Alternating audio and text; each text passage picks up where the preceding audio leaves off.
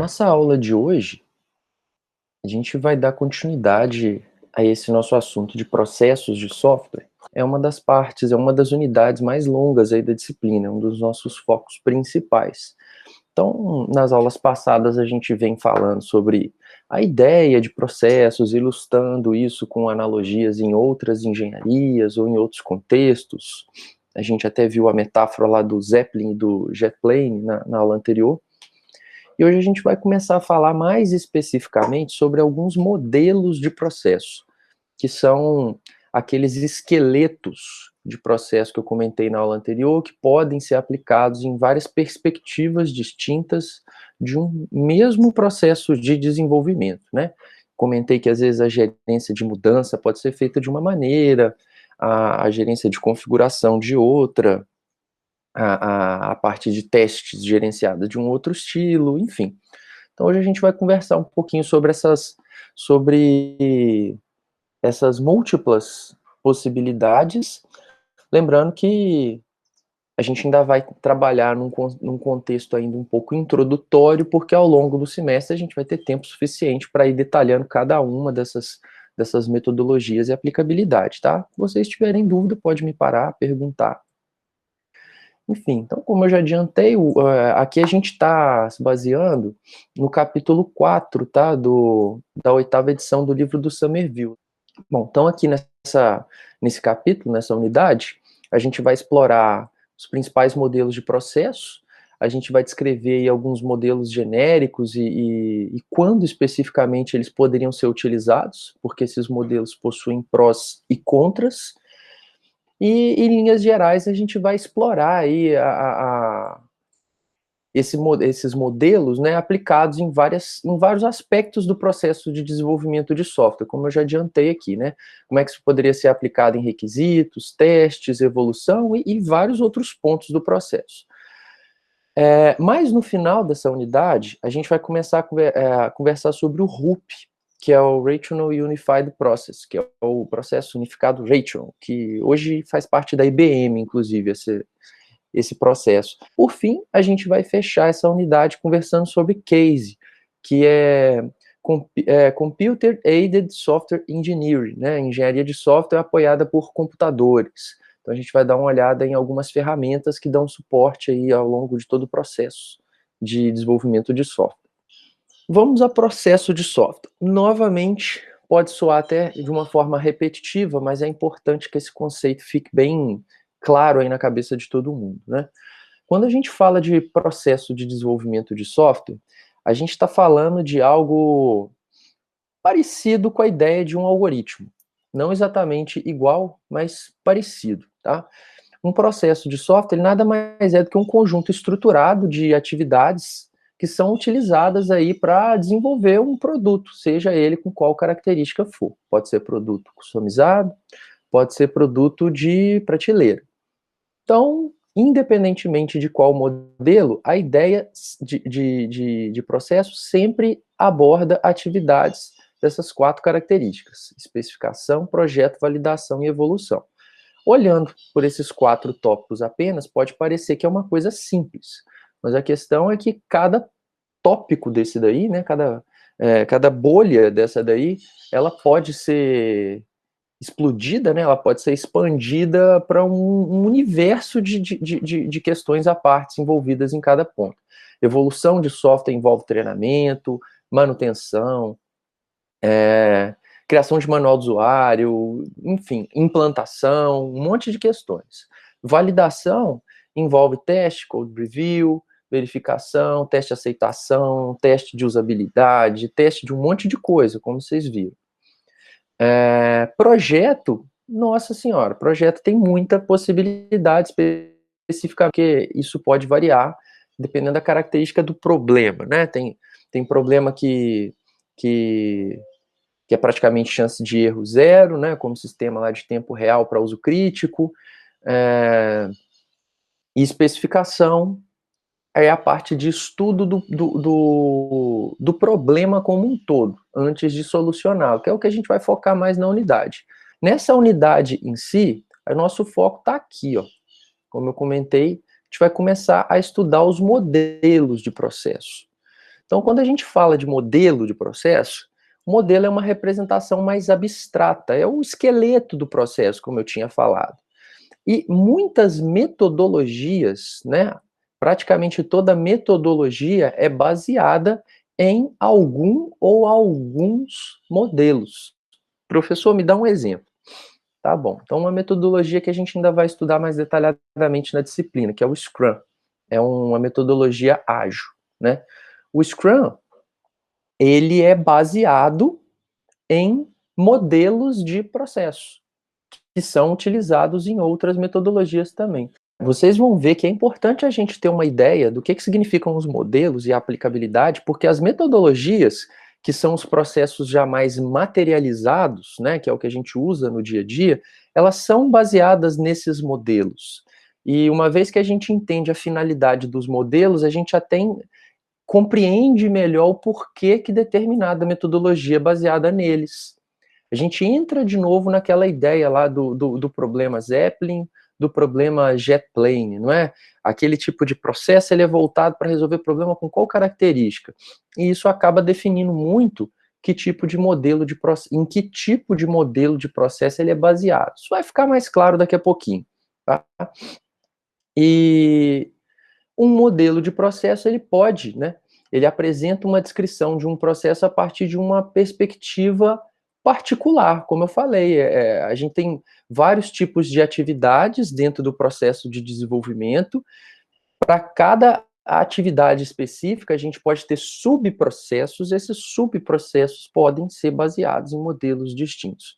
Logo, a gente conclui que os modelos, eles não são mutuamente exclusivos, né? Não significa que se você tem um processo de desenvolvimento que usa o modelo X, você também não pode usar o modelo Y. Então, esses modelos, eles coexistem dentro de um mesmo processo de desenvolvimento. E mesmo as metodologias, que a gente ainda vai ver, elas também não são receitas de bolo, que eu venho falando aqui para vocês que na engenharia de software, pelo menos nesse aspecto de processo, não existe algo que você vai abrir o livro, ler lá, tá, é assim que eu vou seguir, passo a passo, beleza, meu software vai ser produzido adequadamente só seguindo esse conjunto de instruções. Não existe, tá? Uma metodologia, com certeza, ela é mais encorpada do que um modelo de processo, porque ela já traz ideias de customização em cima da proposta do modelo. Só que ainda assim, normalmente se customiza em cima dessas customizações quando essas metodologias são aplicadas na prática. O Scrum da empresa X é diferente do Scrum da empresa Y, né? O XP da empresa X é diferente do XP da empresa Y, porque eles são customizados para uso. Bom, então como eu já tinha adiantado, os modelos eles não são mutuamente exclusivos não, tá? Eles podem coexistir dentro de um mesmo processo. E os modelos que a gente vai focar mais aqui nessa unidade são esses que eu estou destacando no slide para vocês. A gente vai estudar um pouquinho sobre o modelo clássico de processo de desenvolvimento, que é o modelo cascata. Vamos dar uma olhada nas ideias de desenvolvimento evolucionário, engenharia de software baseada em componentes e outros aspectos que não estão aqui no slide, mas a gente também vai abordar, que é a ideia de iteração de desenvolvimento e o desenvolvimento incremental. O que significa isso? E a aplicabilidade deles, tá? Dando só uma passada rápida, antes da gente começar a falar especificamente de cada um, o modelo cascata foi praticamente o primeiro tipo de modelo de processo que surgiu e ele era muito baseado na ideia de que software é um produto manufaturado, que pode ser construído de forma similar ao que acontece lá nas outras engenharias, né? A construção de um prédio, a construção de um carro, a construção de alguma outra coisa. Então, vocês vão observar que esse é um modelo de processo muito focado para resolver problemas que se assemelham aos Zeppelins, da metáfora que a gente fez na aula passada. Ele é bom ou ele é ruim? Nenhuma das duas coisas. Ele serve para esse tipo de situação. Né? Se você tentar usar essa ideia, não é? Essa forma de organização para resolver problemas com outras características, provavelmente você vai achar que ele é ruim, mas não necessariamente ele é. Você tem que usar para o cenário adequado. Já o desenvolvimento evolucionário, aqui a gente já começa uma vertente da engenharia de software mais focada a problemas mais dinâmicos, problemas do tipo jet-plane, que a gente precisa de flexibilidade para resolver. Então vocês vão ver que o modelo evolucionário é um modelo de processo estritamente ligado com a ideia de prototipação. Então a gente ainda vai falar um pouquinho mais sobre ele daqui a pouco. A engenharia de software baseada em componentes, eu até comentei sobre ela na aula passada, é como se a gente fosse brincar de Lego.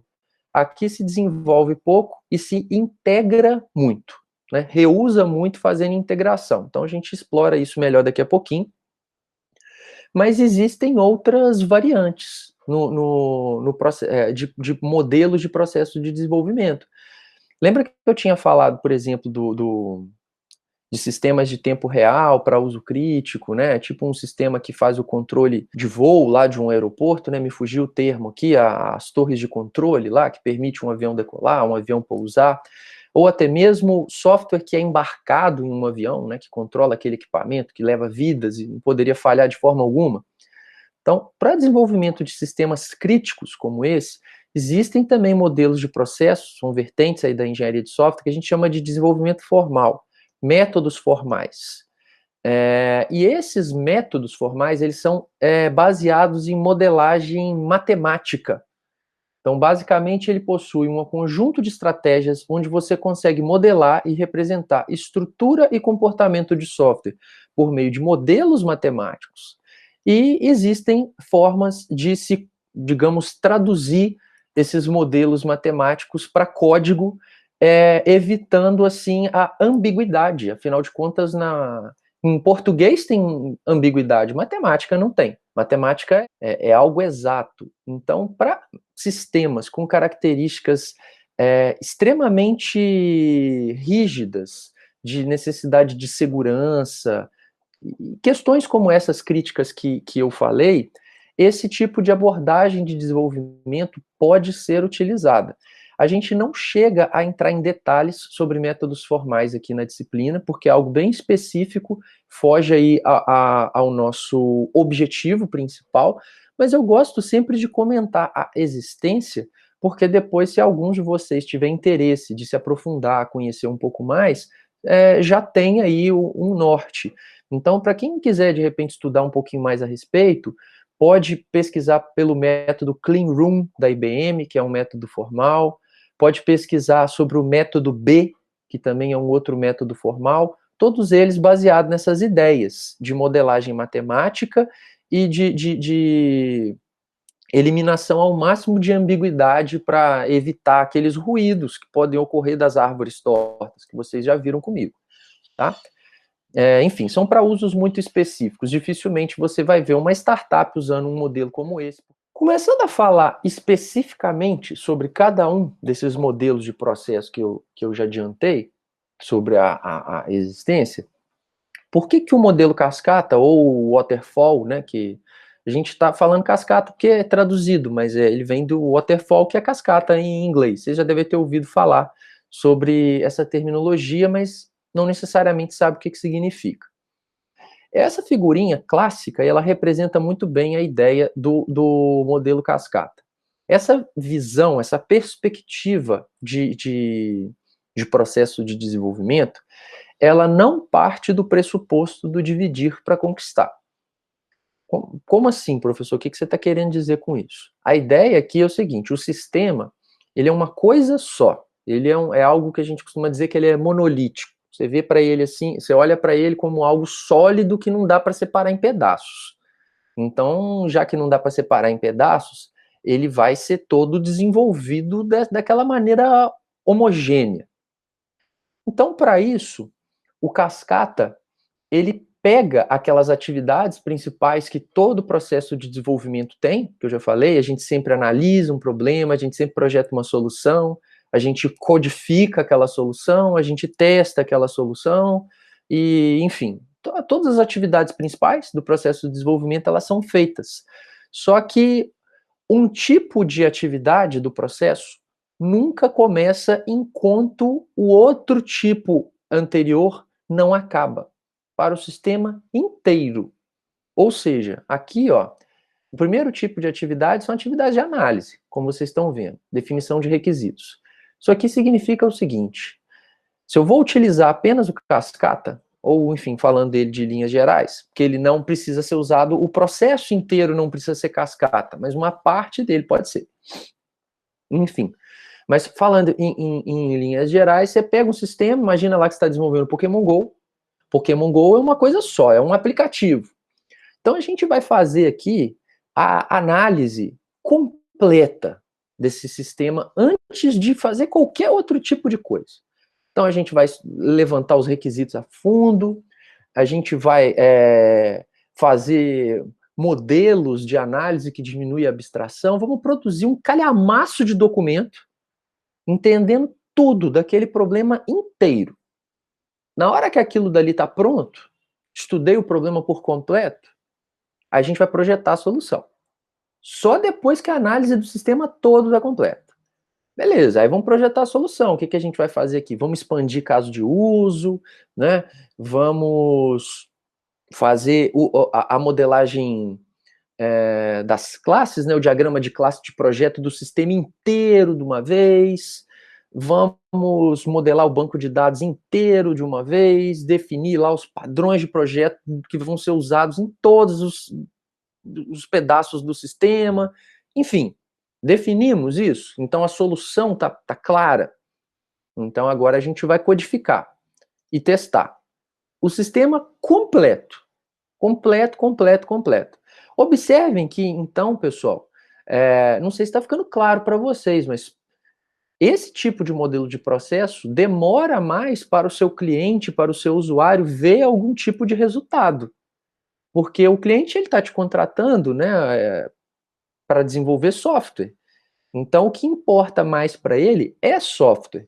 Você mostrar para ele que você está com um monte de requisito, que você está com um monte de diagrama, isso para ele não significa muita coisa. Aquilo é importante para a gente que está desenvolvendo. Mas enfim, é igual fazendo lá a metáfora com a construção civil.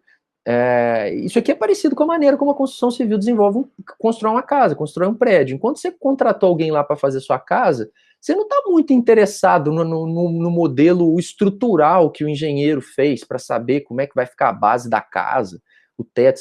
Você fica torcendo para que ele de fato tenha feito aquilo que você sabe que é importante, mas o que você quer ver de fato são as paredes em pé ali, é a casa pronta. É o que acontece aqui, demora muito com esse tipo de modelo, quando aplicado de forma isolada, para o cliente ver resultado. Então aqui ó, a gente vai implementar e testar o sistema por completo, aí só no final a gente vai integrar com outras soluções já existentes lá no ambiente daquele cliente, se é que existe, né, uma outra solução para ser integrada, aí integra o sistema todo, enfim, só aqui que o cliente vai ver alguma coisa funcionando. Eu imagino que os riscos disso daqui já tenham ficado bem claros para vocês. O risco principal disso é a identificação tardia de problemas. Imagina só, você já passou meses levantando requisitos, depois você passou meses projetando a solução, depois passou mais um tempão desenvolvendo o sistema inteiro e tal, depois vamos supor de 5, 6 meses, um ano, o cliente vai ver o software funcionando. Pensando num caso assim, extremo, né, um caso extremo que também dificilmente vai acontecer dessa forma, mas poderia acontecer de você apresentar o software lá para o cliente depois de tanto tempo, e ele falou, olha, não era isso que eu precisava. Ah, mas não era isso que você precisava? Não, você tinha entendido errado a minha necessidade. Ou eu não estava muito, para mim isso não estava muito claro, eu não estava sabendo te explicar muito bem, eu também estava confuso. Enfim, o que foi feito não me atende, por conta disso, disso, daquilo. Aí entra essas setas voltando aqui, ó. Vocês estão vendo essas setas voltando? Por que essas setas voltam? É o retrabalho. Você vai ter que readequar uma quantidade muito grande de artefatos produzidos. Porque vamos supor que acontece o seguinte: ah, nada.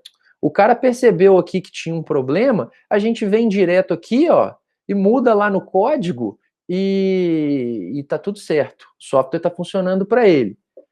Bom, mas aí o seu projeto vai ficar defasado? A sua análise vai ficar defasada? E a manutenção desse sistema depois? Se o código não tiver, não representar exatamente o projeto ou a análise. Ah, nada, mas isso está na cabeça ali do programador que fez essa modificação. Se precisar de alguma coisa, chama o call lá, da Datatec, do vídeo que vocês viram. Chama o call, ele sabe. Ah, mas aí o call vai para outra empresa, o call, sei lá, aposenta, o call morre, acontece alguma coisa com o call. E aí? Aí vira aquele problemão que vocês observaram. Então, o modelo cascata, novamente, ele não é ruim, não, tá? Ele não é ruim. Só que a aplicabilidade dele é muito para sistemas triviais e para sistemas que mudam pouco. Se você tiver num cenário dinâmico, onde o problema é dinâmico, o cliente ainda não sabe muito bem o que ele precisa. Você, desenvolvedor ou equipe de desenvolvimento, também não tem muita experiência com aquela regra de negócio, você nunca desenvolveu um sistema para aquela finalidade. Enfim, tá naquele cenário nebuloso, isso daqui não funciona. Isso para problemas jet plane, isso aqui não funciona. Isso funciona para problema Zeppelin. Essa é a ideia. Ah, professor, então isso aqui é ruim. Não, não é ruim. Depende do problema para o qual você vai usar. É aquilo que eu tinha falado, não adianta você pegar o martelo e querer usar ele para apertar parafuso, não vai conseguir e vai falar que o martelo é uma ferramenta ruim. Não, o martelo ele é bom, só que ele serve para prego. Então, essa é a ideia, tá? Que a gente ouve muito, vocês já devem ter ouvido falar, já devem ter visto críticas, memes, brincadeiras a respeito do modelo cascata. É até divertido, mas é uma meia-verdade, tá? Ele tem a sua aplicação para cenários específicos. Então, detalhando um pouquinho mais o que eu já tinha falado agora há pouco com vocês, então tudo isso aqui acontece no modelo cascata. Né? A gente faz análise, definição de requisitos, a gente projeta a solução, a gente implementa, a gente testa sobre vários aspectos e coloca o sistema em operação e mantém ele, né? Evoluindo, manutenindo. A principal desvantagem, como eu já destaquei, é a grande dificuldade desse modelo de processo para acomodar mudanças. Por que ele tem dificuldade para acomodar mudanças? Por vários motivos. Primeiro, porque ele não separa o problema em pedaços. Para ele, o problema é uma coisa só. Então, é difícil de você atacar uma parte sem afetar a outra, porque elas estão todas juntas e misturadas. Além disso, devido à característica dele de não quebrar o problema em partes, e ele faz todas as atividades para aquele problemão de uma vez só, é mais demorado para você concluir cada um dos tipos de atividade, logo você acumula um número maior de trabalho feito. Se você tiver problemas que exijam mudanças, aí vem aquele efeito de volta. Falou, na hora que o sistema estava entrando em operação, deu um problema. Então eu vou ter que rever esses meus testes, eu vou ter que rever isso aqui, eu vou ter que rever isso daqui, eventualmente você vai ter que rever tudo. E como você já tinha feito tudo e tem que rever tudo, poxa, o seu retrabalho é quase como se você tivesse que fazer tudo de novo. Então, ele é muito engessado. Ele tem dificuldades para acomodar mudanças, porque uma fase dele tem que estar completa antes de passar para a próxima. Essa é a principal característica do modelo cascata. Então, ó, ele tem um particionamento inflexível do projeto, que eu já falei, ele vê o projeto como se fosse algo monolítico, a gente não divide em problemas menores, então isso aí vai dificultar a resposta a mudanças, como eu já falei. No entanto, ele serve para problema Zeppelin. Ah lá, ó, quando a gente tem cenários onde os requisitos são muito bem compreendidos e quando as mudanças necessárias forem bastante limitadas ou inexistentes, poxa, isso daqui funciona, porque aí você consegue colocar um software em linha de produção, aquela de forma sequencial. Imagina, você vai desenvolver um sistema, eu gosto de dar os exemplos clássicos aí, você vai desenvolver um software hoje para biblioteca. Biblioteca é algo que a legislação não muda toda hora, todo mundo já usa biblioteca, sabe como é que funciona uma biblioteca, e eventualmente a sua empresa também é especialista em desenvolver sistema para esse nicho de mercado. Então vocês já fizeram outros sistemas para biblioteca. Beleza, esse tipo de modelo de processo vai funcionar bem para esse cenário. Porque você vai poder fazer sequencial. Vamos entender todos os requisitos, vamos projetar a solução, vamos implementar, vamos testar e tá lá usando. Você não vai ter aquela fase especulativa, aquela fase de tentar errar e aprender com erro. Porque os outros modelos de processo são muito baseados nessa ideia de tentar, logicamente, minimizando as possibilidades de erro, mas sabendo que a sua chance de errar é enorme. E aí você tenta concentrar aquele erro em pedaços pequenininhos do sistema, que vão ter um retrabalho menor, um custo menor, e aí você vai melhorando de forma iterativa, que é o que a gente vai ver daqui a pouquinho, desenvolvimento iterativo incremental. Bom, a questão é que hoje em dia poucos sistemas de negócio têm requisitos estáveis. Poucos sistemas de negócio são do tipo Zeppelin, a maioria é do tipo jet plane, é uma metamorfose ambulante, ele está mudando toda hora, a gente não sabe muito bem para que direção que vai. Mas algumas características do Cascata, elas favorecem o desenvolvimento de sistemas que são descentralizados em equipes tão espalhadas geograficamente, devido a algumas questões que a gente ainda vai ver, mas isso ainda é aplicado para desenvolvimento de software que não é tão estável assim, então tem lá uma desvantagem, né? Ele muda, mas pelo fato das equipes estarem geograficamente separadas e a organização sequencial das tarefas ser uma das características principais do Cascata, isso favorece, às vezes, essa divisão de trabalhos. Só que aí não é o Cascata puro, é uma adaptação da ideia do Cascata, como a gente ainda vai ver, tá? Para esse tipo de situação aqui que eu destaquei por último. Tranquilo? Entenderam a ideia geral do modelo Cascata? Bom, professor, então quer dizer que todo processo que utilizar a ideia do modelo cascata ele vai ser idêntico? Não vai ser. Por que não vai ser idêntico? Porque a gente tem que lembrar aqui que o cascata ele é um modelo. Ele é como se fosse um conjunto de diretrizes. Quando você vai aplicar um modelo em um processo de verdade, né, aquilo sofre customizações. Como eu já falei, nada é aplicado de forma como se fosse uma receita de bolo. Então, o cascata não é uma receita de bolo, é um conjunto de diretrizes. Bom, então, dependendo da maneira como ele é customizado, ele vai ser completamente diferente. Porque dentro do cascata você tem um conjunto de atividades. Só que elas podem ser feitas com mais ou menos intensidade. Aqui tem análise, aqui tem projeto, aqui tem implementação, aqui tem integração, aqui tem operação. Pô, análise. Como que eu faço análise? Tem várias formas de fazer análise. A gente ainda vai aprender. Projeto. Vocês já viram que tem várias formas de fazer projeto. Teste. Tem várias formas de fazer teste, né?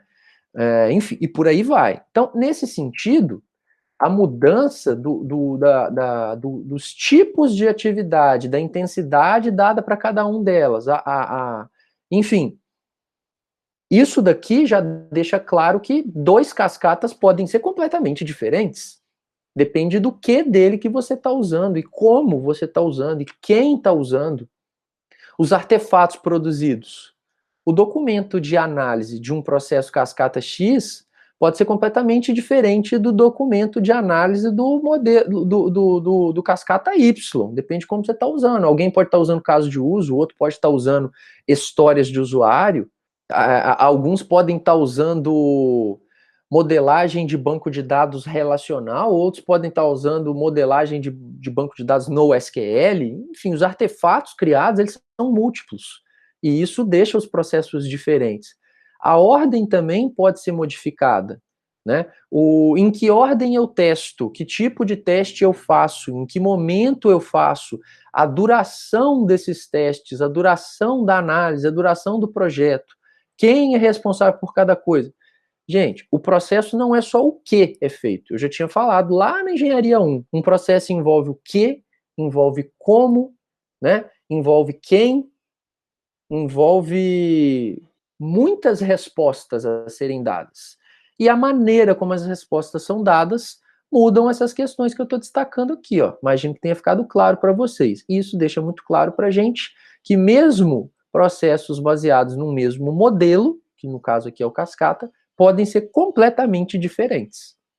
Bom, mas aí a gente vai ver uma outra visão, um outro modelo de processo, que é o modelo evolucionário. Aqui a gente já foca em problemas com características mais de jet plane do que de Zeppelin.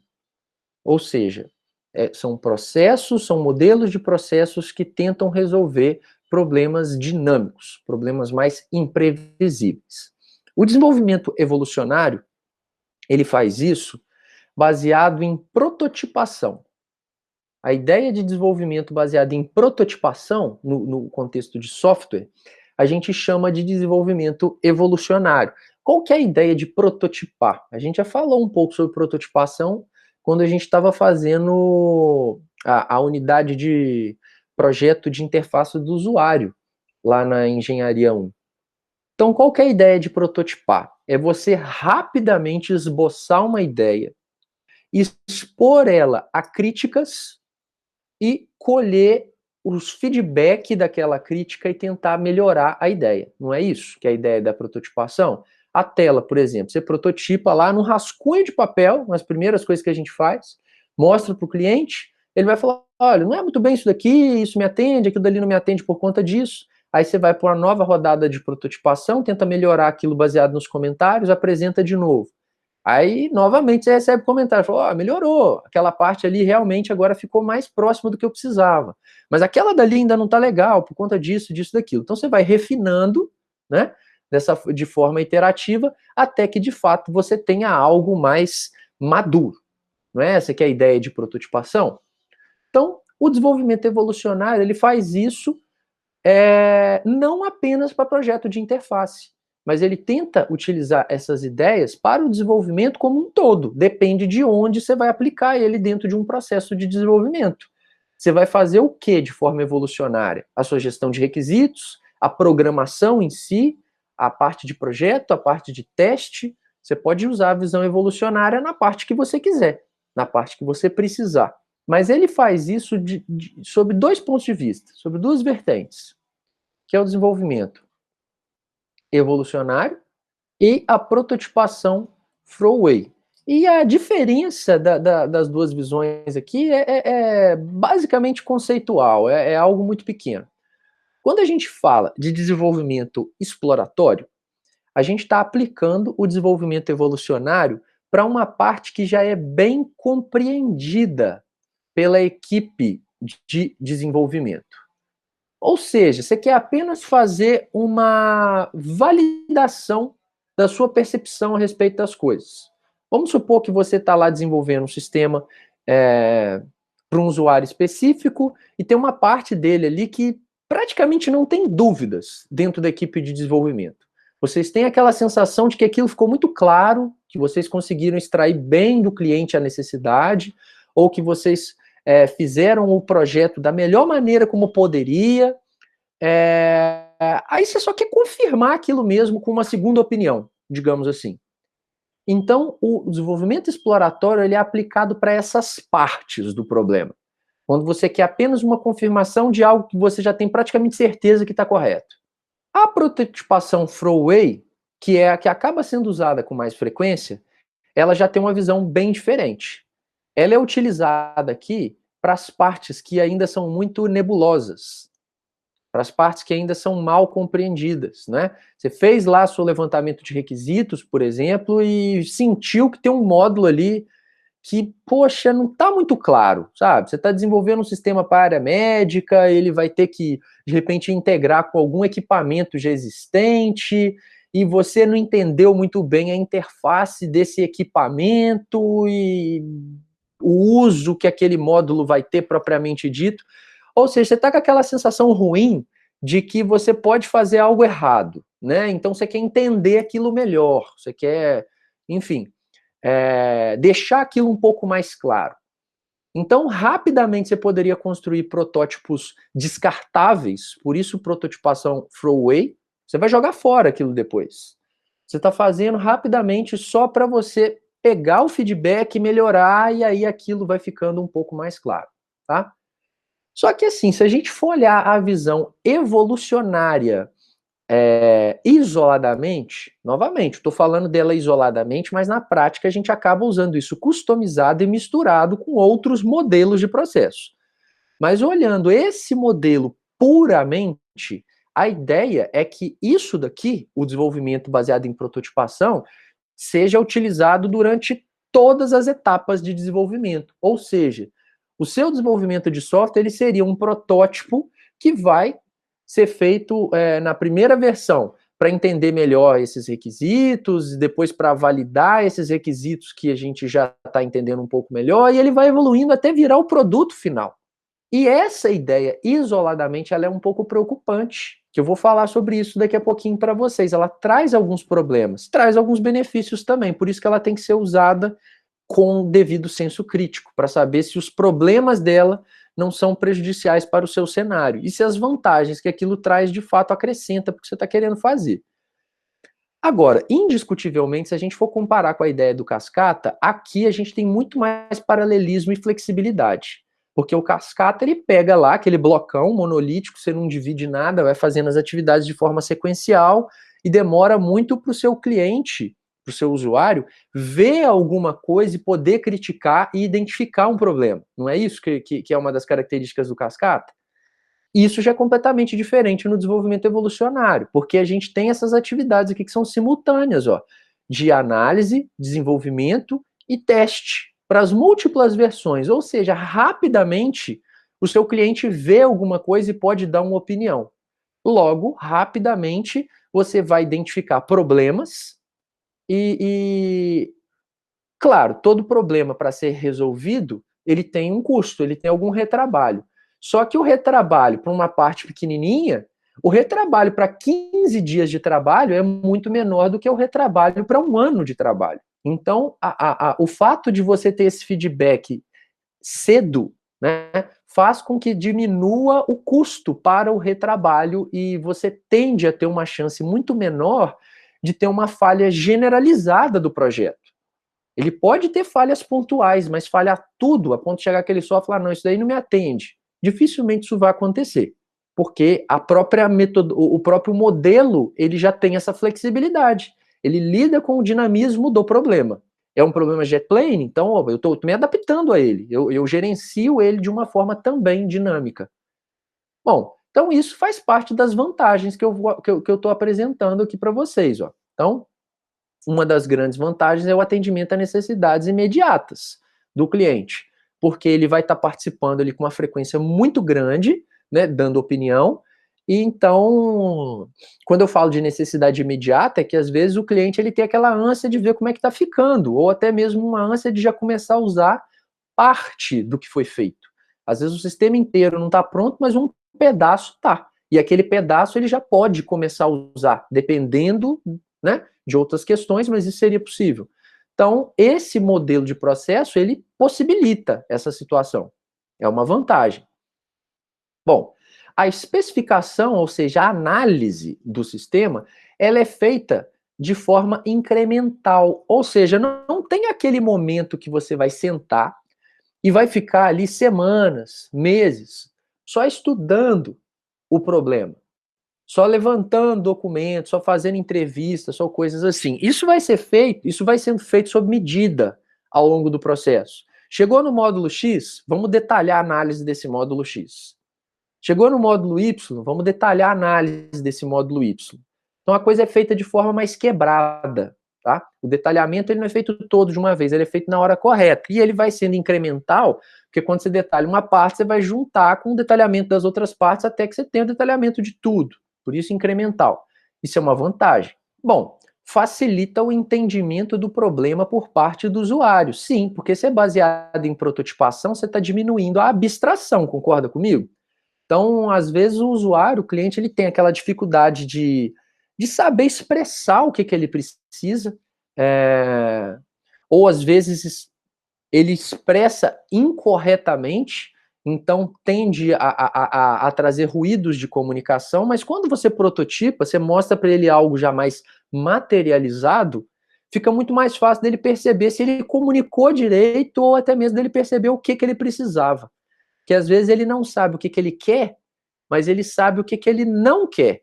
E isso já ajuda muito, porque ele criticando, falou, não, aquilo dali não me atende. Aí já é algo que você vai descartar e vai buscar outra alternativa.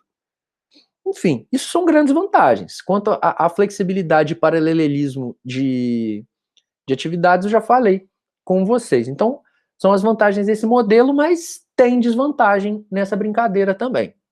E quais são elas? Bom, talvez vocês já tivessem até antevendo aí pensando nessa questão, mas poxa, se a gente faz um modelo só baseado em prototipação, onde a todo momento você está apresentando algo para o cliente, ele está criticando, você pega a crítica e melhora. E aí, quando que isso acaba? Né?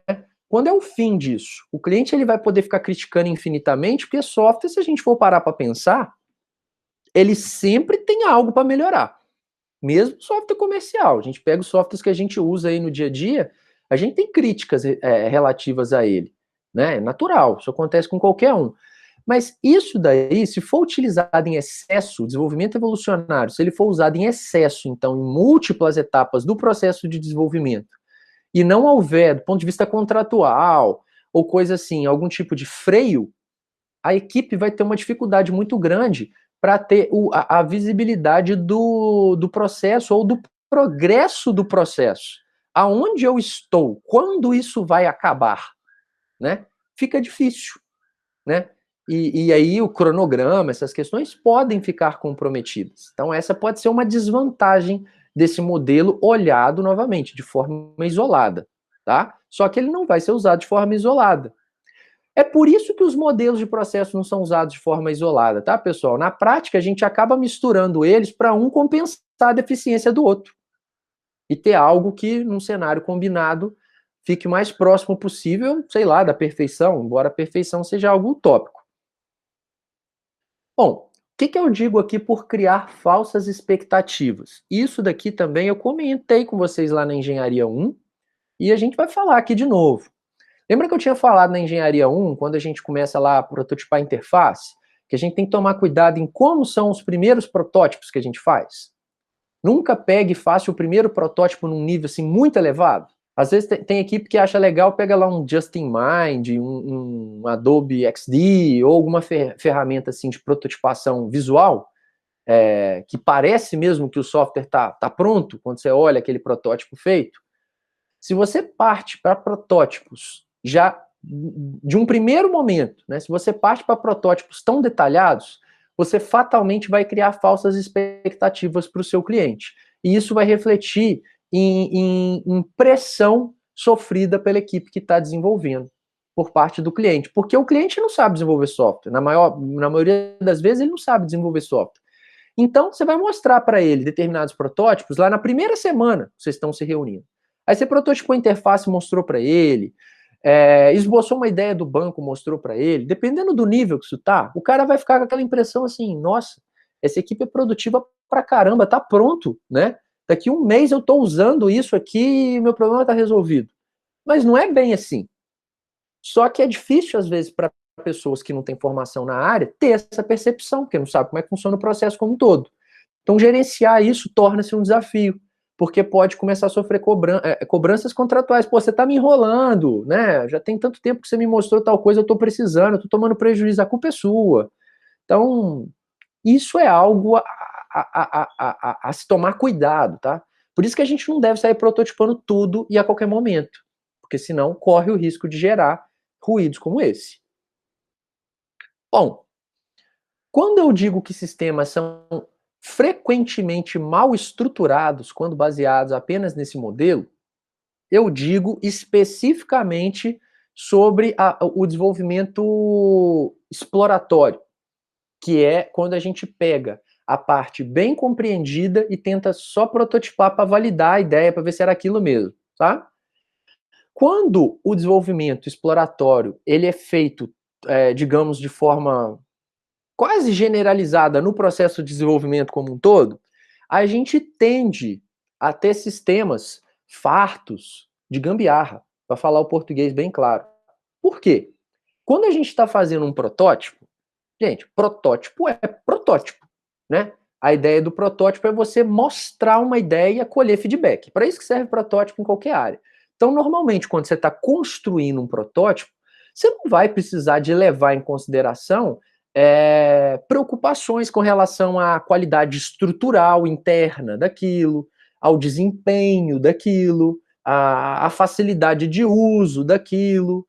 Ou seja, você está tentando ter produtividade, fazer o protótipo mais rapidamente possível para colher o feedback o mais rapidamente possível e depois a ideia é descartar aquilo, não é?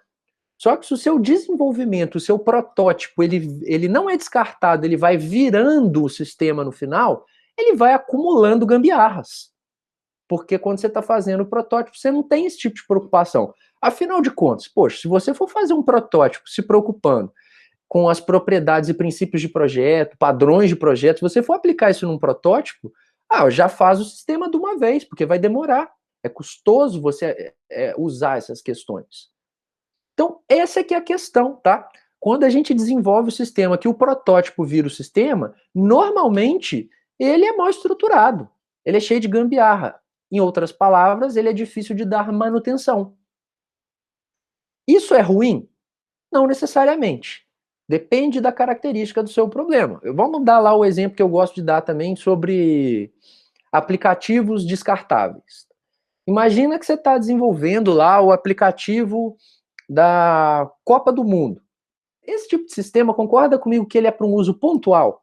Você vai desenvolver ele vai ser usado ali durante semanas e acabou. Depois aquilo dali, aquele sistema, ele é jogado fora porque ele não vai servir para mais nada. Certo? Bom, às vezes, para qualquer evento que vocês imaginarem, isso poderia ser aplicado, esse exemplo. Concorda comigo que esse tipo de sistema, como ele mesmo já é um sistema descartável, você não precisa de ter preocupação de estruturá-lo da melhor forma possível. Você precisa que ele funcione, atenda ao usuário. Mas aquilo não vai receber manutenção por anos e anos, por meses. Você vai fazer, vai usar um pouquinho, acabou, vai jogar aquilo fora. Basicamente é assim que funciona. Então, para esse tipo de cenário, isso não chega a ser problemático, não. O sistema ele pode ser mal estruturado. Ele pode não seguir padrões de projeto, princípio de projeto, ele pode não ter coesão, ele pode não se preocupar com responsabilidade única, nada disso. Dane-se, ele está funcionando. Não vai prejudicar minha manutenção porque ele não vai ter manutenção. Então, é aplicável para esse cenário. Mas, novamente, percebam que eu estou falando aqui a questão do senso crítico. Você que vai ter que definir se aquele projeto que você está definindo tem essa característica ou não. Se isso representa um problema para ele ou não. Porque às vezes às vezes não é. Pô, mas a qualidade aqui, ela tem que ser interna ou externa? Lembra que eu falei na aula passada que software tem características de qualidade interna e externa? Normalmente, a baixa qualidade interna, ela prejudica principalmente na manutenção desse sistema. Mas um sistema que tem qualidade externa, ou seja, para o usuário está tudo bem, e a qualidade interna dele é baixa, o usuário ele não está nem sabendo daquilo, não faz diferença nenhuma. Então, para determinado cenário, se o sistema tiver apenas qualidade externa, já é o suficiente. E aí isso aqui não seria um problema. Uma coisa que pode ser problemática também no desenvolvimento evolucionário é a necessidade por habilidades especiais para quando isso vai ser feito. Por exemplo, não é todo mundo, não é toda equipe de desenvolvimento de software que tem uma pessoa capacitada ou habilitada em ferramentas de prototipação. Todo conhecimento novo que a gente precisa adquirir para aplicar na prática tem a curva do aprendizado, que eu já mostrei para vocês também na aula passada. Então, se eventualmente você tiver que aprender a usar a ferramenta de prototipação dentro de um processo só para aplicar essas ideias aqui, naquele momento isso pode ser ruim, porque a vantagem de flexibilidade e agilidade que esse tipo de desenvolvimento traria para você, se aplicado corretamente, pode ser totalmente consumida pela falta de capacidade da equipe de colocar aquilo em prática. Então, talvez não fosse o momento mais adequado de aplicar a visão evolucionária se não existem pessoas capacitadas para tal ali dentro, tá? Não é tão simples. Bom, com relação à aplicabilidade, eu já comentei alguns aspectos desse aqui com vocês, eu vou só enfatizar mais. Na literatura, diversas pesquisas apresentam que isso, em linhas gerais, é aplicável para sistemas de, no máximo, 500 mil linhas de código, tá? Para ter uma noção de ordem de grandeza aqui. Sistemas muito maiores do que isso, se for feito de forma generalizada, usando o desenvolvimento evolucionário, pode comprometer e muito a qualidade de forma enfim, as vantagens não compensarem as desvantagens. Agora, é aplicável para sistemas interativos de pequeno e médio porte, então, com requisitos mutáveis. Ou seja, tem um cenário jet plane e o sistema não é muito grande, isso pode ser muito interessante, tá? Para ser aplicado mesmo que parcialmente. Pode ser utilizado também, e normalmente é mais utilizado, nesse cenário que está sendo apresentado aqui nesse segundo bullet para vocês, ó, para fazer partes de sistemas de grande porte. Ou seja, não é o desenvolvimento inteiro que vai ser evolucionário, mas às vezes a maneira como é feita a gestão de requisitos é feita de forma evolucionária. Principalmente aqui, ó, a maneira como vai ser feito o projeto e implementação das telas, né? É feito usando a forma evolucionária. Normalmente é feito mesmo usando a visão evolucionária. Então, novamente, não é um modelo no processo inteiro, mas uma parte dele. E em linhas gerais, se o sistema tiver um ciclo curto de vida, ou seja, ele vai ter pouca necessidade de manutenção ao longo do seu uso, porque ele é um sistema descartável, né? Ele é lá o aplicativo da Copa do Mundo, ele é o aplicativo da Semana de Informática, vai ser usado poucas vezes. Pode ser aplicado também, porque esses problemas não impactariam nessas aplicações. Bom, algumas possibilidades, então, aí de combinação dos modelos que a gente viu até agora estão sendo apresentados aqui, ó. A gente poderia, por exemplo, dentro do desenvolvimento de um software de grande porte, ter uma melhor compreensão dos requisitos por meio de prototipação throwaway, ou seja, aplicando técnicas descartáveis para entender aqueles requisitos que são nebulosos e rapidamente eliminar aquelas árvores tortas. Uma vez entendido aqueles requisitos nebulosos, a gente poderia ter vários ciclos de desenvolvimento utilizando o cascata, mas não só uma cascata no sistema, mas múltiplas cascatas, uma para cada pedaço. Na prática, quando a gente fala de desenvolvimento iterativo incremental, a gente está usando a ideia do cascata, sim. Só que não é uma cascata para o sistema inteiro. São várias cascatas. Uma para cada pedacinho, uma para cada módulo. Basicamente essa é a ideia. E às vezes as cascatas elas podem estar acontecendo simultaneamente, uma para cada módulo. Então a ideia do cascata ela não se descarta, ela se adapta. Bom, e a gente poderia, por exemplo, usar o desenvolvimento exploratório para a criação da interface gráfica do usuário, que é, enfim, uma ideia só para ilustrar a combinação desses modelos, mas isso ainda vai ser mostrado de forma menos genérica para vocês aí ao longo das aulas, tá? Por enquanto, eu imagino que tenha ficado claro a possibilidade de combinação dentro de um mesmo projeto de sistema. Bom, com relação à engenharia de software baseada em componentes, que eu já tinha comentado, que é a ideia de você desenvolver principalmente por meio de reuso de soluções já existentes, integrando-as. Isso que é engenharia de software baseada em componente, tá? É o reuso sistemático, onde sistemas são integrados a partir de componentes existentes ou de sistemas COTS, né? COTS aqui é o Commercial Off the Shelf, né? Então são os sistemas de prateleira, né? Um COT aí poderia ser o pacote Office, por exemplo. O pacote Office mesmo da Microsoft faz muito isso. Vocês acham que quando a Microsoft vai lançar lá o Office 365, o que ela está fazendo ele do zero? Ela está usufruindo de módulos que ela tem lá, de repente, desde o Office 97, que tem uma casca por cima daquilo, alguma melhoria, enfim, não está idêntico, mas está reusando. Então isso é muito comum para esse tipo de cenário. E é por isso, exatamente por isso, que muita empresa demora para migrar de tecnologia. Vocês já devem ter visto que tem muita empresa, por exemplo, que trabalha com Delphi até hoje, que é uma tecnologia que já foi muito usada, mas hoje já está longe de ser assim o que é mais moderno. Tem muita empresa que segue a mesma ideia com .NET. O cara no passado migrou do Delphi para o .NET, aí ele agarrou no .NET e dali não sai para coisas melhores. Mas por que isso acontece? Isso acontece não é porque, de repente, aquela empresa é incompetente, né? Ou aquela empresa não sabe que existe coisa mais moderna, que poderia trazer algumas outras vantagens. É porque, para vocês pensarem, pessoal, imagina você ter uma empresa e por anos você baseia suas soluções em determinada tecnologia, e aí você vai construindo módulos. Lá na frente, quando você vai construir um novo sistema, dificilmente você vai partir do zero, né? Você vai reaproveitar um módulo de um projeto anterior, fazendo adaptações, integração com uma outra coisa. Você nunca parte do zero. Você está reaproveitando as suas ideias e adaptando-as, fazendo engenharia de software baseada em componentes. Só que se você migra de tecnologia, muitas das vezes aquele conjunto de conhecimento que você já tinha, você vai ter que descartar, porque você não vai conseguir integrar lá um módulo .NET com um módulo Delphi. Então eu não vou sair do Delphi para o .NET, porque senão eu vou diminuir minha produtividade. Essa pode ser a visão.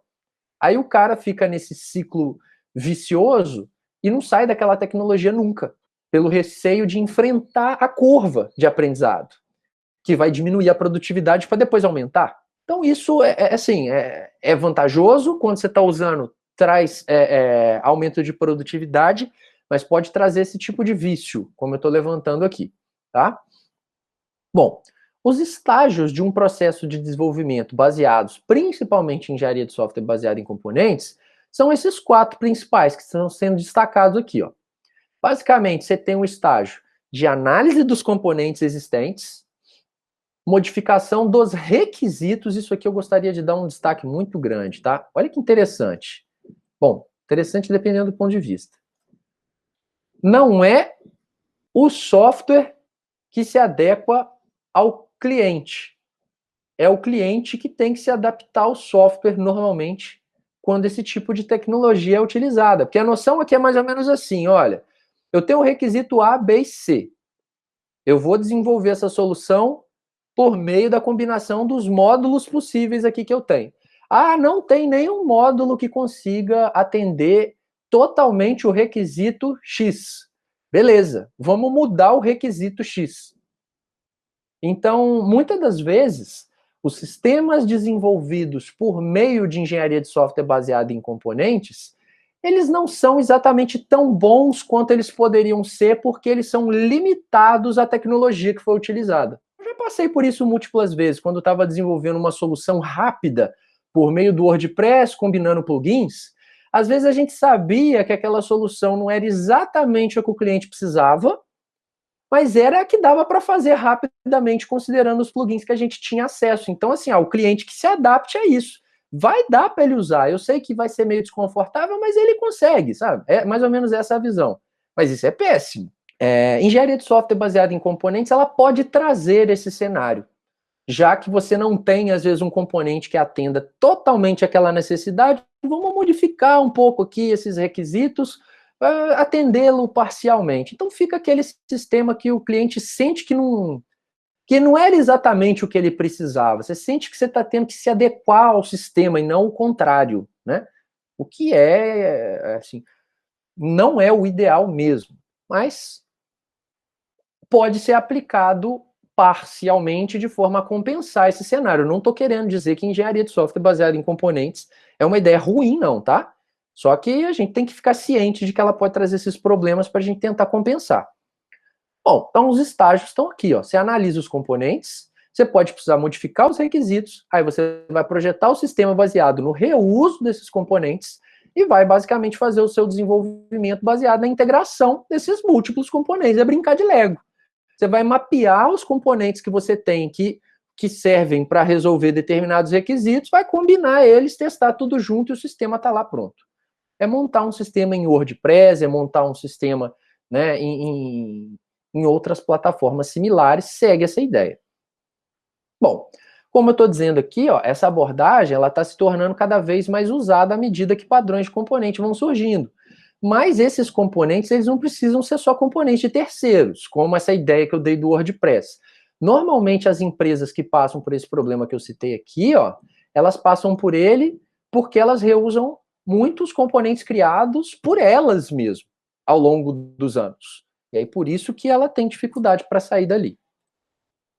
Bom, então esse diagrama aqui, ele representa bem essa ideia, ó. A gente especifica os requisitos, ou seja, estuda o problema, o que precisa ser, aquele sistema precisa ter. Aí você vai analisar os componentes que você tem, tentando mapeá-los aqui, né? Ó, o componente X atende aquele requisito, o outro atende aquele dali e tal. E aí você vai encontrar as deficiências. Fala, olha, não, tem requisito ali que esse conjunto de componentes aqui não vai ter nada que atenda 100%. Então vamos fazer adaptações nas necessidades. Aí o sistema é projetado baseado na combinação desses componentes. O desenvolvimento é feito majoritariamente por meio da integração. E, enfim, o sistema é validado no final, depois que isso tudo foi combinado. Você mostra lá a sua estátua de Lego para o seu cliente e ele vai falar até que ponto aquilo funcionou para ele ou não.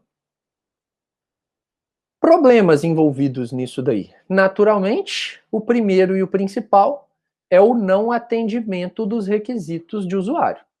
Você pode, né, se usar em excesso esse tipo de ideia, você pode usar a engenharia de software baseada em componentes para desenvolvimento de um módulo do seu sistema. Isso provavelmente não te traria problemas, mas se você for tentar usar aquilo para o seu sistema inteiro, aí sim alguma coisinha provavelmente vai ficar de fora. E aí o atendimento dos requisitos poderia trazer esse desconforto. Agora, esse daqui também é muito preocupante e nem sempre ele é levado em consideração, tá?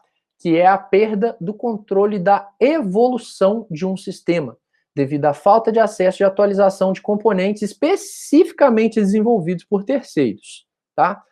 Aqui eu estou dando exemplos do desenvolvimento mobile, mas antes eu vou tentar dar um exemplo assim, um pouco mais genérico. Imagina que você está desenvolvendo um sistema, e aí, para desenvolver aquele sistema, você importa um componente, um módulo, uma biblioteca, enfim. Você importa algo que não foi desenvolvido por você. Perfeito? E aquilo é essencial para o seu sistema. Beleza. O sistema está funcionando e tudo mais.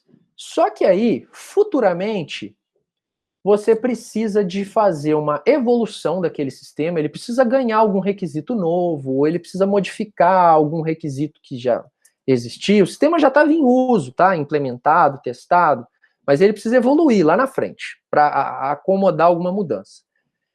E aí você pode se deparar com uma limitação desse framework que você tinha importado lá no início. Olha, eu não vou conseguir fazer isso daqui, porque esse framework não dá suporte para esse tipo de coisa, né? Porque essa biblioteca que eu usei não dá suporte para esse tipo de coisa. Aí você pode cair num problema muito grande, porque vamos supor que aquela biblioteca foi descontinuada.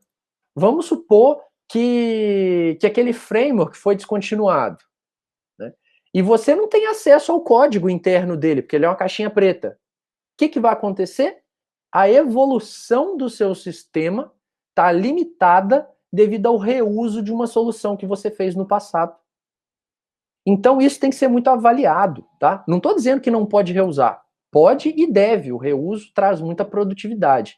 Só que a gente sempre tem que ter aquele senso crítico de em que parte eu vou usar. Que tipo de coisa eu vou reusar? A comunidade, se for software livre, por exemplo, a comunidade que desenvolve aqui esse projeto, ela é grande? Ela é ativa? Ou tem lá 3, 4 gatos pingados trabalhando nesse repositório e que tem poucas atualizações ao longo dos anos? Isso a gente tem que avaliar, porque não dá para ter certeza, mas é a sua gerência de risco, né? Quanto menos ativa for a comunidade de uma plataforma, né? Quanto menos atualização aquilo tem, enfim, maiores as chances daquilo te deixar na mão lá na frente se você precisar de uma mudança que dependa dela. E aqui eu estou dando exemplos reais que já aconteceu aqui com a gente. Teve uma época que a gente optou por desenvolver alguns sistemas para o UFV. No início do projeto UFV Mobile, a gente fez alguns testes com desenvolvimento híbrido baseado num framework que se chama Ionic.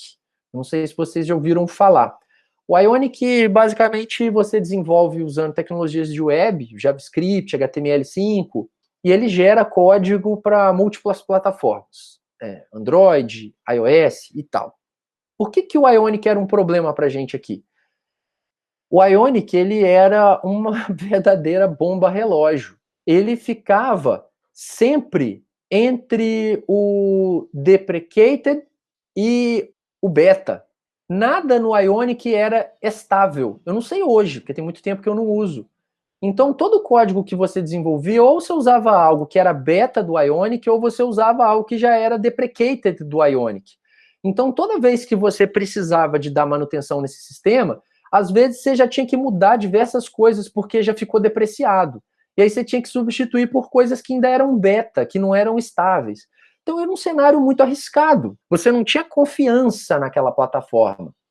Então, a vantagem que ela te trazia de você fazer um código só e portava aquilo para múltiplas plataformas de uma vez só, aí tinha aquela sensação, pô, estou desenvolvendo só um código, né? E aí aquilo já vai para todas as outras. Ela era completamente sufocada pelo fato de toda vez que você tinha que dar manutenção, você ter que quase fazer tudo de novo. Então, você estava fazendo um código só que ia para todo mundo, mas toda hora você tinha que mudar.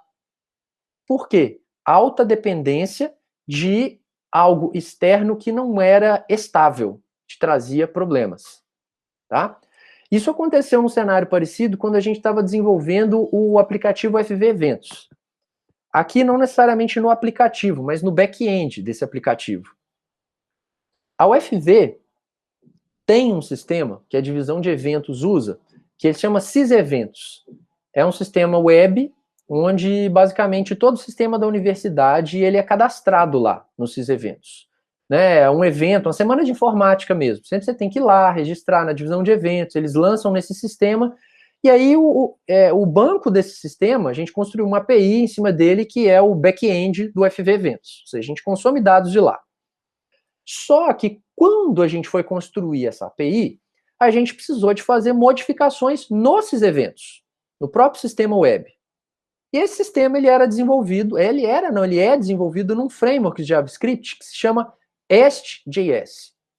Um framework muito bom, por sinal, tá? Assim, ele traz produtividade, ele tem um encapsulamento de muitas questões lá em componentes facilmente reusáveis. Só que tem um problema principal nesse framework aí, tá? Ele é um framework pago. Ele não é tecnologia livre. E a versão do Est.js que foi usada para desenvolver os eventos é uma versão bem antiga. E a gente precisava de fazer modificações nesse código que o Est.js, na sua versão antiga, limitava. Então a gente tinha a opção de adquirir a versão nova do Est.js, gastando uma grana com licença que a gente não dispunha no momento. Tinha a opção de pirataria, que não era uma opção, obviamente, dada a característica do projeto, enfim, é ilegal, a gente não poderia fazer isso. E a gente tinha a terceira e última opção, que foi a utilizada, que é a famigerada gambiarra. Né? A gente acaba tendo que tomar decisões decisões de código subótimas, estando ciente de que aquilo está sendo feito, mas era a única alternativa. Claramente devido a uma limitação trazida pela engenharia de software baseada em componentes. Que fique claro, eu não estou fazendo uma crítica generalizada, não. Traz muitas vantagens. Muito mais vantagem do que desvantagem. Mas aqui eu estou apresentando algumas desvantagens. Tá bom? E a principal vantagem, claramente, é a produtividade. Você desenvolve baseado em componentes, você reusa, você reaproveita, às vezes, questões que já estão altamente validadas. Vamos lá, às vezes é melhor você... Eu estou falando lá do caso da biblioteca de terceiro, mas vamos lá, às vezes você vai desenvolver um sistema que envolve deep learning, que envolve machine learning. Existem vários frameworks aí que já são amplamente difundidos para desenvolvimento desse tipo de sistema, tipo TensorFlow, tem uma comunidade muito grande, ativa. Pô, vale mais a pena você usar o TensorFlow ou você desenvolver a sua própria solução? Se você for desenvolver a sua própria solução, além da sua produtividade lá embaixo, o TensorFlow ele já é muito usado, ele já é muito validado, né? É uma comunidade grande envolvida em cima do desenvolvimento dele e desenvolvimento de ferramentas que usam ele. Então, sinceramente, eu acho que o TensorFlow, nesse exemplo, ele é muito mais confiável do que qualquer solução nova que você for fazer agora. Então, essa pode ser uma visão. Então, enfim, isso tem que ser colocado na balança. Todos os modelos de processo que a gente viu até agora, eles podem, né, ser utilizados de forma iterativa. O que acontece? A ideia de iteração em processo Por mais que às vezes a gente tenda a achar que ela é vinculada especificamente a algum modelo de processo específico, não é, tá? Modelo de processo é uma coisa, iteração em processo é outra. Todo modelo de processo pode ser iterativo ou não. O que é iteração, então, em um processo? Quando a gente tem estágios iniciais de um processo de desenvolvimento que são retrabalhados em algum momento, né, e isso faz parte do processo de uma maneira sistemática, a gente está falando que aquele processo é iterativo. Ou seja, eu vou fazer a análise no sistema uma vez só, ou eu vou fazer a análise várias vezes. Se você faz uma vez só, aquilo não é iterativo. Se você faz múltiplas vezes, em múltiplos momentos, aquilo é iterativo. Eu vou ter só um ciclo de desenvolvimento? Sim, então não é iterativo. Eu vou ter múltiplos ciclos de desenvolvimento? Vou, então é iterativo, porque você está retrabalhando, né, estágios iniciais. Essa é a ideia de iteração. Então, considerando que os requisitos de um sistema estão sempre em evolução, né, que os problemas atuais eles são dinâmicos, eles são jet plane, a ideia de se utilizar processos de desenvolvimento iterativos é extremamente importante e essencial atualmente. Por quê? É isso que vai te permitir dar dinamismo na sua solução, flexibilidade. Você vai focar as suas atividades de desenvolvimento em um pedacinho pequeno do sistema e depois você vai fazer tudo de novo para um outro pedacinho, para um outro pedacinho. Então, se você falhar, o retrabalho é pequeno. Você também identifica os problemas mais rápidos. E aquilo gera menos custo para resolver. Então, como eu já adiantei, a iteração ela pode ser aplicada a qualquer modelo genérico que a gente viu até agora. E a especificação de um sistema feito em um processo iterativo, normalmente ela é feita conjuntamente com o desenvolvimento do próprio software. Tem muito paralelismo no processo. Não coincidentemente, vocês vão ver que as metodologias ágeis, elas são praticamente todas iterativas.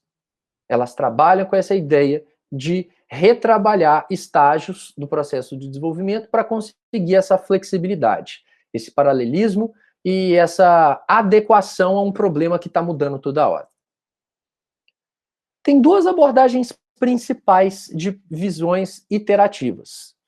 Elas são especificamente a entrega incremental, né, e o desenvolvimento espiral, que já não é tão utilizado na prática mais. Então, eu vou dar um foco aqui nessa explicação com vocês no desenvolvimento incremental.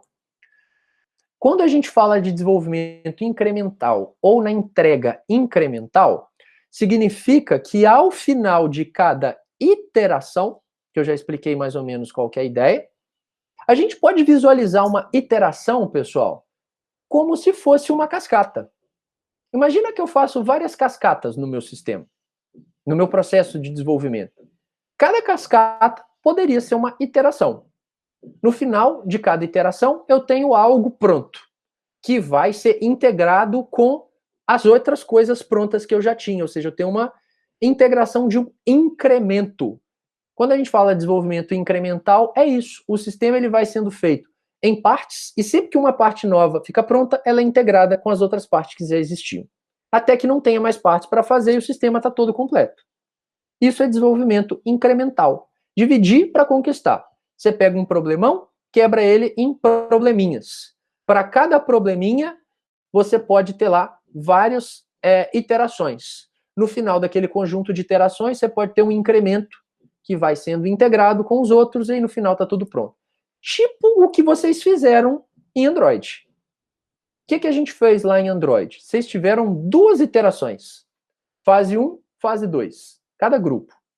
No final da iteração 2, cada grupo tinha um incremento pronto, que era o seu módulo, né? Era a sua issue completa. Aí, o que a gente fez? A gente integrou aquelas issues, mas dentro das duas primeiras fases, vocês trabalharam de forma incremental. Porque no final da fase 1 tinha um pedacinho do software pronto, que foi base para o que foi construído no final da fase 2. Então, essa é a ideia, tá? Desenvolvimento iterativo incremental. Cada metodologia aplica isso de forma ligeiramente diferente, mas aqui falando de uma forma genérica, A grande vantagem de se desenvolver, né, de forma iterativa e incremental é a possibilidade da gente priorizar requisitos. Professor, mas isso é importante em que aspecto? Bom, vamos lá. Imagina que você está desenvolvendo um software para o seu cliente, ele tem lá 30 requisitos, sei lá, 40 requisitos. Eles não vão ser todos feitos de uma vez só, não. Até porque você não está usando o waterfall. Você está usando algo mais dinâmico, porque aquele problema muda. O seu cliente ele não pode esperar o sistema inteiro ficar pronto e integrado para ele começar a usar o sistema. Ele já precisa de começar a usar algumas coisas para ontem. Então ele vai falar, olha, na minha empresa aqui, se o módulo de, sei lá, gestão de pessoas já estiver pronto, eu posso começar a usar ele mesmo antes de ficar pronto o módulo de fluxo de caixa, antes do módulo do controle de estoque ficar pronto. Porque para mim, gestão de pessoas, eu preciso informatizar isso para ontem. Então, para mim, é o mais prioritário. Ou seja, o primeiro incremento, a primeira iteração de desenvolvimento daquela equipe, provavelmente vai focar nesse módulo. No final, ele está pronto, testado e vai ser eventualmente implantado para o seu cliente. E enquanto isso, tem outra iteração acontecendo, onde vocês estão fazendo lá a gestão de pessoas, alguma coisa assim, né? Aquele módulo agora está pronto, você vai integrar ele com o que já está implantado, vai ver se eles funcionam corretamente de forma conjunta. Funcionou? Já implanta aquele módulo, aqueles dois módulos funcionando. Então, observem, para o cliente começar a usar o software não precisa estar todo pronto. Essa é uma possibilidade. E essa priorização, ela permite, inclusive, que você aumente a qualidade da parte que é mais importante para o seu cliente. Concorda comigo que se o módulo de gestão de pessoas que eu falei aqui é o mais importante para ele, e logo ele vai ser priorizado, vai ser o primeiro a ser feito, concorda comigo que esse módulo também vai ser o que vai ser mais testado ao longo de todo o processo de desenvolvimento? Porque além dele ter sido testado isoladamente, toda vez que tiver um incremento novo, você vai integrar com aquilo e vai testar tudo junto. Se o módulo de gestão de pessoas está sendo testado desde o início, ele vai ser testado no processo inteiro. Então a chance de ter um erro nele é a menor de todas, porque é o que foi mais testado. Então você acaba garantindo uma qualidade maior para a parte que é mais importante. Você acaba também garantindo que não vai ter um erro generalizado no sistema onde tudo não funcione. E, enfim, que a parte mais importante é a que funciona melhor. Bom, só que aí o que acontece? Aqui a gente tem um meio termo em relação a mudanças de requisito, se a gente for comparar cascata com evolucionário. Lá no cascata, o que acontecia? Você fez lá a gestão de requisitos completa do sistema inteiro e tal, enfim, tá teoricamente o problema todo compreendido. Só que não, né? Porque dependendo da característica do problema, depois você acaba tendo que mudar tudo. Ou pelo menos uma parte. Mas vamos lá. Na ideia base, como você faz a análise toda de uma vez, e depois você vai partir para fazer projeto, para fazer implementação, teste e tal, os seus requisitos acabam ficando mais congelados lá no cascata. O requisito praticamente não muda uma vez que você terminou de entendê-los. Em contrapartida, no desenvolvimento evolucionário, que é baseado em prototipação, vocês viram que requisito pode mudar a qualquer hora. É algo extremamente dinâmico, né? Que tenta acompanhar as características do problema. No desenvolvimento iterativo incremental, o requisito ele não é totalmente congelado, né? E ele também não pode mudar a qualquer momento. O que acontece aqui? Quando você está em uma iteração do seu processo de desenvolvimento, e no final daquela iteração vai ter um incremento, vamos supor, a sua iteração pode durar 15 dias, 30 dias, depende da metodologia. A gente ainda vai estudar algumas e vai deixar isso mais claro. Vamos pegar o exemplo de 15 dias aqui.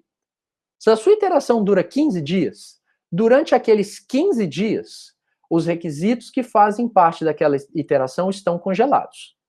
Você não pode mudar um requisito durante uma iteração, senão você vai perder o controle em cima daquilo dali. Na hora que aquela iteração acabou, você vai apresentar aquilo para o seu cliente. Ele vai ver e vai criticar. Olha, assim e tal, vamos poder implantar? Não vamos? Naquele momento é o momento que o requisito pode mudar. Ele pode solicitar, depois isso vai ser avaliado com relação à possibilidade de atendimento ou não. Isso pode influenciar, inclusive, na priorização dos requisitos. Às vezes ele pode solicitar uma mudança que ela é tão urgente que ela vai ter que passar na frente das outras coisas que estavam planejadas para depois. Ou não. Às vezes ela não é tão prioritária. Fala, não, a gente tem que mudar, mas pode deixar isso mais para frente, faz outras coisas primeiro. Depende. Mas conseguiram observar que aqui a gente tem um meio termo? Quando a gente usa o modelo de processo iterativo incremental, o requisito ele não fica totalmente congelado, mas ele também não fica totalmente líquido, né? Ele tem os momentos em que ele pode mudar. Muito bem. Então, um diagrama para representar essa ideia aqui para vocês, ó.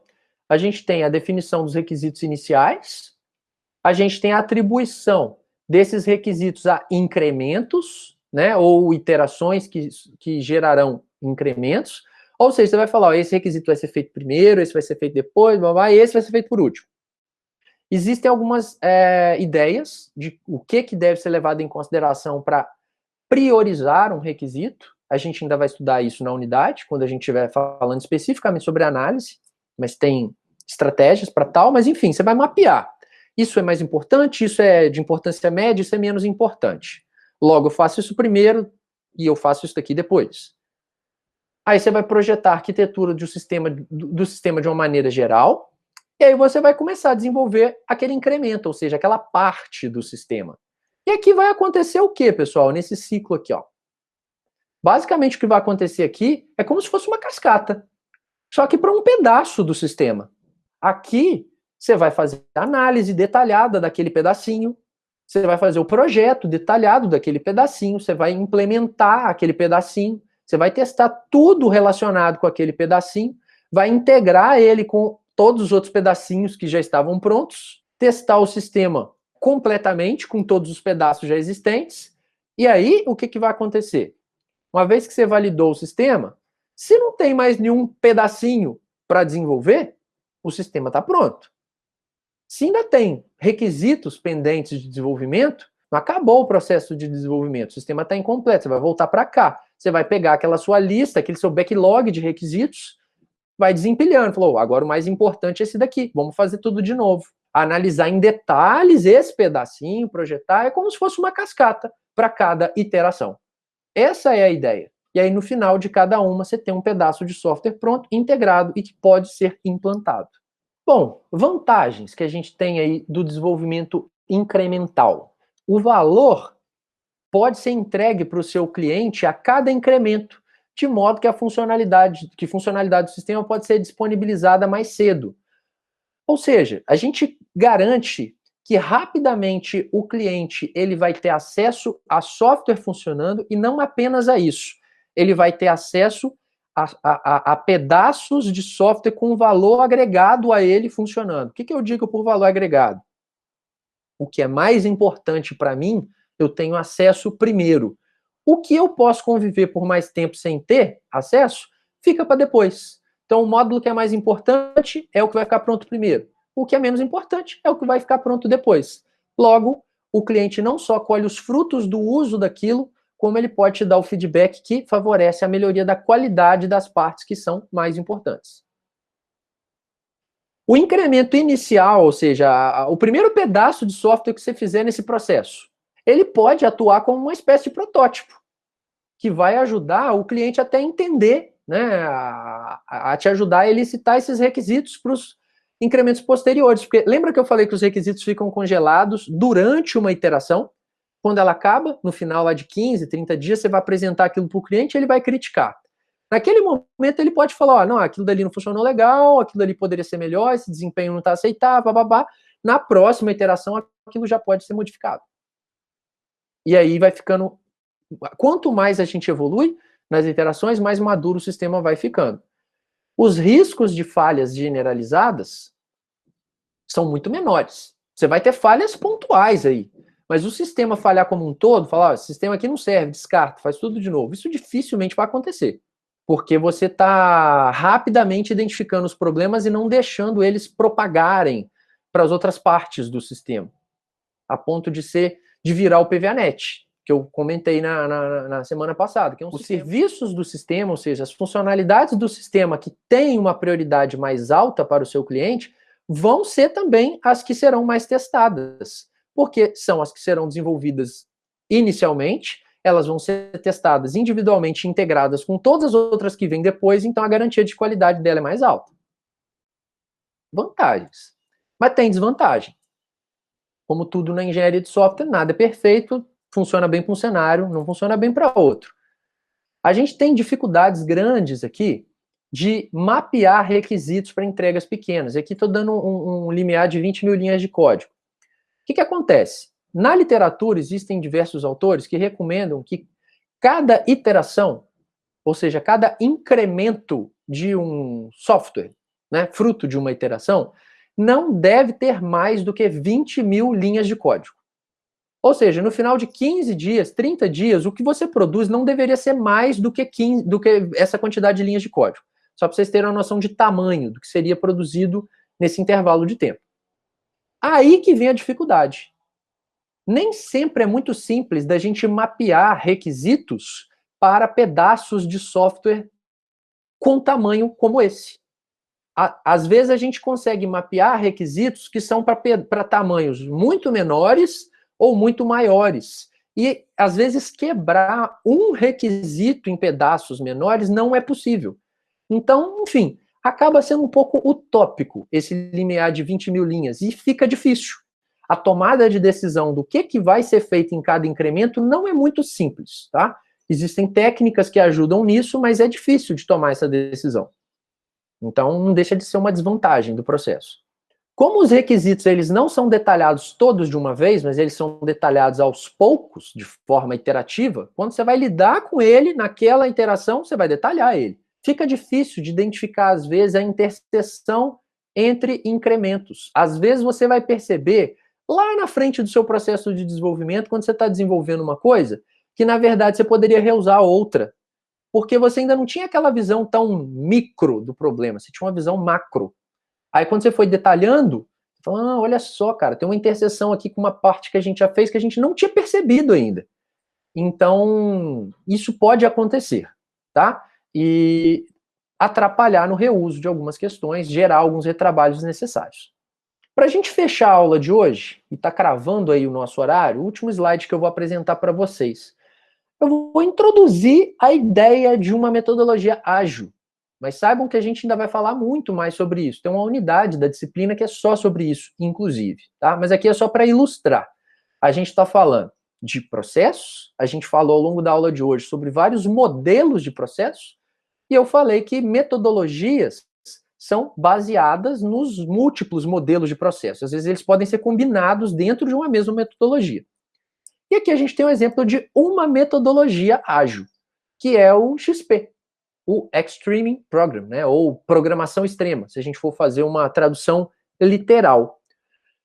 Algumas coisas que existem no XP, só para vocês terem ilustrações do que a gente discutiu na aula de hoje. O XP, por exemplo, ele trabalha com uma abordagem de desenvolvimento com entregas incrementais e de desenvolvimento iterativo. No XP, a cada 15 dias, você tem, ou pode ter, um pedaço de software para ser implantado por seu cliente. Ah, mas vai ser um pedaço muito grande? Não, provavelmente não, porque em 15 dias não dá para fazer milagre. Mas em 15 dias você tem um pedaço de software analisado, projetado, desenvolvido, testado, integrado, implantado. Essa é a ideia. Então, a cada 15 dias o seu cliente ele pode ter coisas novas do software lá no ambiente de uso dele já. E naturalmente ele vai percebendo e te dando esse feedback rapidamente. E você pode ir melhorando, não deixando esses problemas se propagarem tanto para os próximos módulos. Então, muitas das ideias que a gente viu hoje, a gente já consegue enxergar nesse primeiro bullet. O que está sendo dito aqui no segundo bullet? Ó? O XP, ele se baseia no aprimoramento constante de código e no envolvimento do usuário com a equipe de desenvolvimento, tá? E para isso ele utiliza algumas técnicas. Vamos lá. Como que ele faz para ter um aprimoramento constante de código? Para ele ter um aprimoramento constante de código, o XP ele é muito baseado em refatoração, em desenvolvimento dirigido a testes. Lembra que a gente estudou um pouquinho de TDD no semestre passado? Você projeta o teste antes do próprio código, aí depois você programa para passar no teste. Depois que passou no teste, aí sim que você vai refatorar aquele código para ele ficar a estrutura melhor possível, o comportamento melhor possível. Mas não é objetivo desde o início de criar o código mais otimizado que existe. Uma estrutura ótima. A gente fala, não é? Algumas terminologias que a gente usa em engenharia de software, talvez vocês já escutaram, mas não sabem exatamente o que significa. Quando você está desenvolvendo com XP, é aceitável, nas suas primeiras iterações, que existam alguns cold smells, ou que existam alguns débitos técnicos. O que seria isso? Vocês já viram código que tem lá comentário com to do? Você coloca lá, to do, a fazer. Um to do é um exemplo de um débito técnico. É algo que você sabe que não está totalmente correto no seu código, aquilo pode comprometer a qualidade do software a longo prazo, então é um débito, digamos assim, é um débito que você tem com a qualidade do seu sistema, isso a gente chama de débito técnico, que em algum momento vai ser sanado para que a manutenibilidade daquele sistema não seja comprometida. O XP aceita esse tipo de situação, não a perpetuação, mas que aquilo seja resolvido depois. E um débito técnico, um cold smell pode ser um débito técnico. Depois eu vou falar mais sobre isso para vocês ao longo do semestre, mas um cold smell, né, o Fowler mapeou vários cold smells no livro de refatoração dele, um livro de 98 ou de 99, quem tiver curiosidade depois para pesquisar. Basicamente, os cold smells são estruturas subótimas de código que você pode encontrar ao longo dos sistemas e que podem comprometer alguns aspectos da qualidade dele. Enfim, isso pode existir num sistema como esse, mas não para sempre. Então, o XP ele prioriza primeiro a produtividade para depois ir melhorando a qualidade. Sem demorar muito, mas a produtividade é mais importante. É um método ágil. A gente vai estudar bastante sobre esses métodos aí ao longo do semestre. A gente vai ver um pouco mais sobre XP, vai ver sobre o Scrum, vai ver sobre o Kanban, né? A gente tem uma unidade específica para falar sobre isso, isso é muito usado hoje no mercado. É praticamente a maior parte das empresas são baseadas mesmo em processos ágeis, porque são processos que lidam bem com esse dinamismo. Mas aqui já dá para vocês terem uma noção de que essas metodologias seguem modelos que a gente já viu. Tem ideias de incremento, tem ideias de iteração, tem prototipação em alguns aspectos. O próprio Cascata não fica muito fora de alguns pedaços dessas metodologias. Mas uma metodologia também não é uma receita de bolo. O XP de uma empresa não vai ser igual ao XP de outra. Então, a customização vai ser sempre algo que a gente vai pôr em voga aqui na nossa discussão. Desenvolver software vai muito além do que simplesmente codificar. Então, tem uma série de atividades e a gente tem que, enfim, orientá-las de alguma maneira. E essa orientação vem por meio das múltiplas possibilidades de processo e a gente vai estudando elas aí. Ok? Um abraço para vocês aí, bom descanso e até mais.